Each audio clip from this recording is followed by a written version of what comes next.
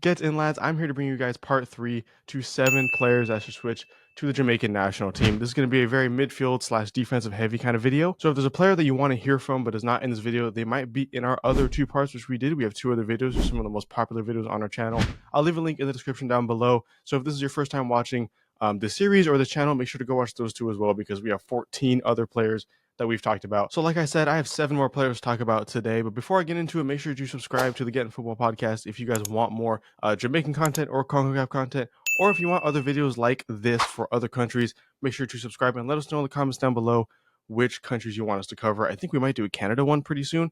So if you want a Canadian version of this video, make sure to subscribe and turn notifications on, and then like the video if you want any one of these players to join the Jamaican national team, and it would help us out so much. So player number 1 is going to be Omar Richards. I'm going to be honest, I thought he was already Jamaican because in my Football Manager save, he switched like right away from England to Jamaica. So I already thought he was Jamaican, and I don't understand why he can't do that in real life. I think he should. But anyways, he's 26 years old and he plays left back primarily. He is employed by Nottingham Forest and most recently did make a move to Portugal on loan for Reuell Walters. This was like within the last day or two. He's most known for his time at Reading in England, which earned him a move to Bayern Munich, but didn't really amount to much. I think he made a few appearances, but nothing really happened. Since then, he has really flipped around through a couple different teams, not only in England, but throughout Europe as well. He hasn't really been able to find a home at a team, which is unfortunate. I do think he has the potential to be a solid player in the Premier League, if not like the Championship as well. And he does have some international pedigree for England, but he only really made 1 appearance for the U21 team. I don't think he's made any other appearances for any other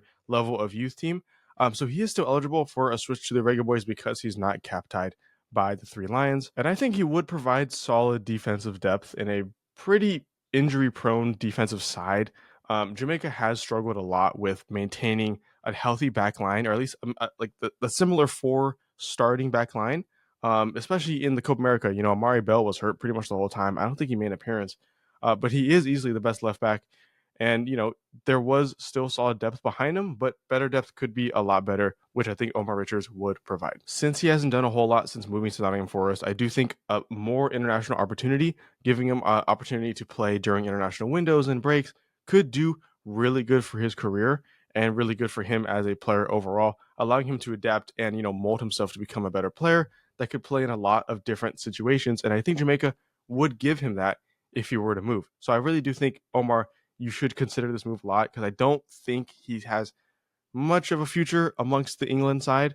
So Jamaica would be a great opportunity to get some game time in. Player number 2 is going to be Morgan Gibbs-White. Now, Morgan Gibbs-White has long been mentioned, not only in the past 2 videos of the series, but in Jamaica videos past, and he has been heavily requested by you guys in the comments. So we finally decided it was time to talk about him. He's the second player of 2 in this list to be employed by Nottingham Forest, except he is a mainstay in that starting 11 of the Nottingham Forest side in the Premier League. He has been a vital part of that team through the midfield, meaning he has lots of experience in the top league in the world in the Premier League, which would provide a lot of good experience and talent to a, you know, rather weak Jamaican midfield. He has represented England from the U16 to the U21 teams and has been a pretty key part of every single team he's been a part of, but he hasn't really been given much opportunity to join up with the senior team, even though I do think he honestly kind of deserves it.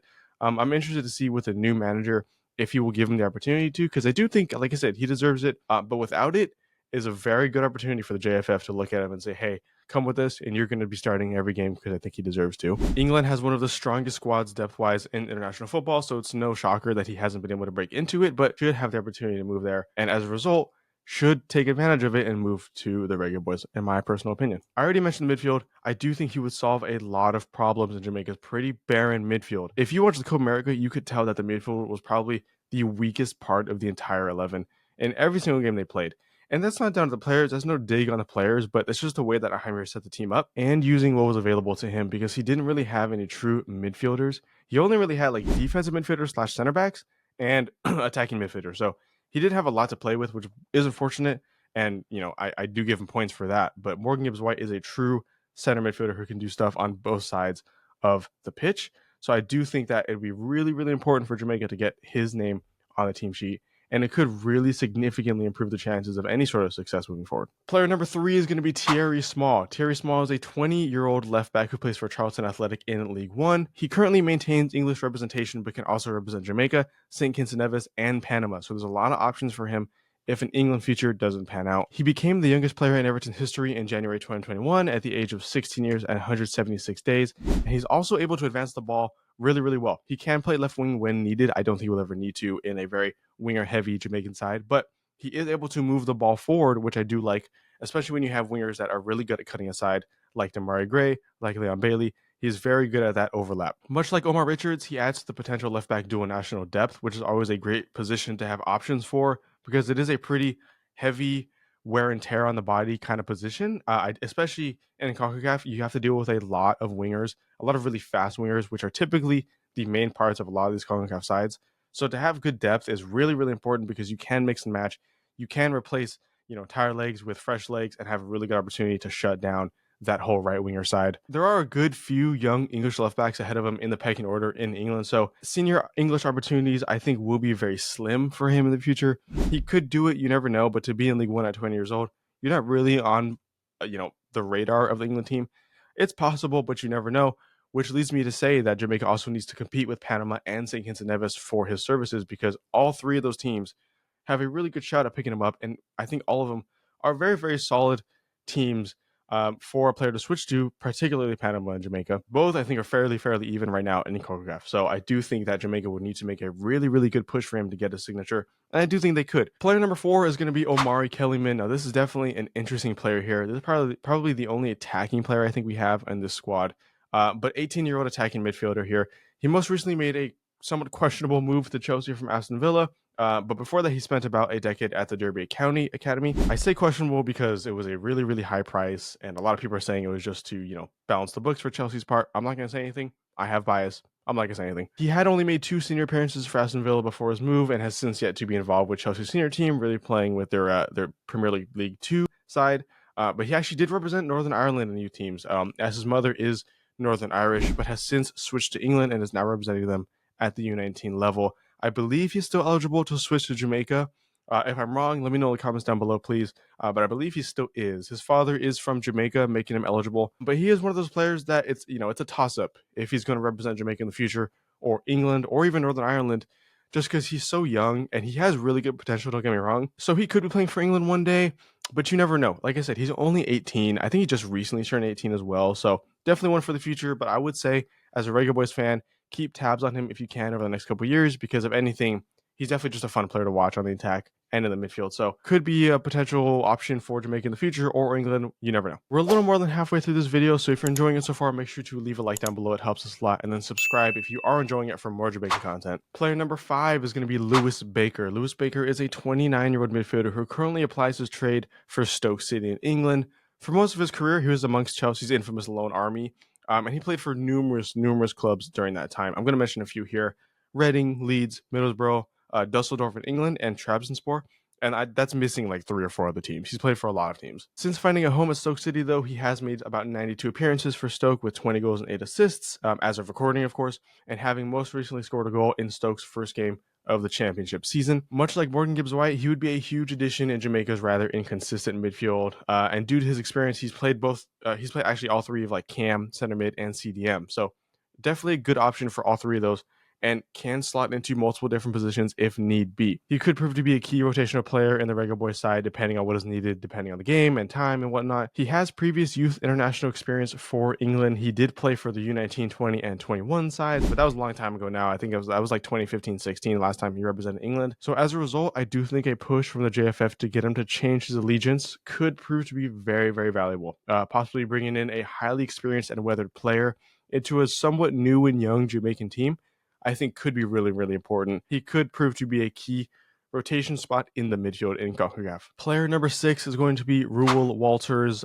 If I pronounce his name wrong, correct me in the comments down below. But he is a 19-year-old right back / center back who plays for Luton Town in the championship, and I like him a lot. Definitely a player to keep an eye on. He's very good physically, excellent on the ball, and has fantastic speed, which is quite handy amongst that back line, especially ones that tend to play a higher line. Really good for coming back. He was a part of both Tottenham and Arsenal's academies. Actually, Arsenal took him from Tottenham, so a little bit of rivalry there. But then he did reject an Arsenal contract, and then this summer he moved to Luton Town on a free transfer. Definitely one of the better talents in Arsenal's academy, and one that was definitely like highly sought after by Arsenal themselves as well. But did choose to move to the championship to get more game time. He has previously represented England before at the U18, U19, and U20 levels. And not only eligible to represent Jamaica, he is eligible to represent Germany as well. And you know what? Honestly, I do think he has a fair shot at all three countries in the future. Definitely on the lower end of the ones that have a shot, but you never know. He could prove to have a really, really good season in Luton Town, really good 2 or 3 seasons actually, and then move to another team afterwards and make his name somewhere else. I do think he has a solid opportunity and a lot of really good potential to, do something more with an England or Germany. And then if he can't, I really do think he'd be a fantastic fit for Jamaica. And right now, his skill level, I think, perfectly matches Jamaica. I personally love his drive. I mean, to deny an Arsenal contract extension just because you want to play, just because you want to move somewhere else and get first team game time, and then moving to Luton Town, who are one of the biggest names in football right now over the past couple seasons, I do really like that drive and determination from Walters there. If he were to join right now, I think it'd be more of a depth pickup for the Reggae Boyz than anything, but young English depth or young English origin depth is something that Jamaica should never deny, and honestly should attempt to pick up as much as they can to elevate the overall quality of the Jamaican national side, because good depth really is the make or break between wins sometimes for a lot of these teams, especially in CONCACAF. Player number 7 I have for you guys today is going to be Josh Wilson-Esbrand, and I'm sure you guys have heard of his name before if you follow English football. He's a 21-year-old left back who was employed by Manchester City and has been with them since 2019 when he arrived from a West Ham academy. Last season, he spent the first half of it on loan at Reims or Rom in France, I forget how to pronounce it, and the second half of that was at Cardiff City in the Championship. Since then, though, he has been involved in the Manchester City first team, at least for the preseason friendlies. He did make an appearance in all 4 of those games against Celtic, Milan, Barca, and Chelsea. So he is being involved, and I would say he's on the brink of that first team squad, which is really, really hard to break into. I mean, City obviously has one of the best squads in the world, but because it's so hard, obviously you never know. I think there have to be a lot in play for him to move, including injuries, including other reasons not in his own power. So as a result, I do see him making a potential loan move or permanent transfer elsewhere within the next season or two just to get game time. He is 21, so I think he really does need to start getting game time under his belt now to get experience and to move forward, as a player and whatnot. He is another player that was a part of England youth teams, like I think every single player in this list was. He played for the U16s through the U21, so he was really heavily involved in England's youth teams. And I think without breaking into a top team for a setup soon and performing at a high level, I really don't think he would have an opportunity with the England national team. As a result, I do think JFF have a really, really good opportunity to catch his eye and to give him the move and game time, internationally that I think he deserves, to be honest. I think he could be a key part of Jamaica's side if he were to move over. And I think it'd be a great move for not only him and his career, but Jamaica as well. So that was the third batch of players that could make the switch to the Jamaican national team and relatively, I think, should make the switch to the Reggae Boyz. If you guys want a part 4, I will happily make a video for you guys on that. Just leave a like down below and leave a comment letting us know that you want part 4, and I will do that absolutely for you guys. But if you enjoyed the video, leave a like down below. Make sure to subscribe for way more Jamaican and CONCACAF content. And yeah, hope you guys enjoy the rest of your day. Take it easy, guys.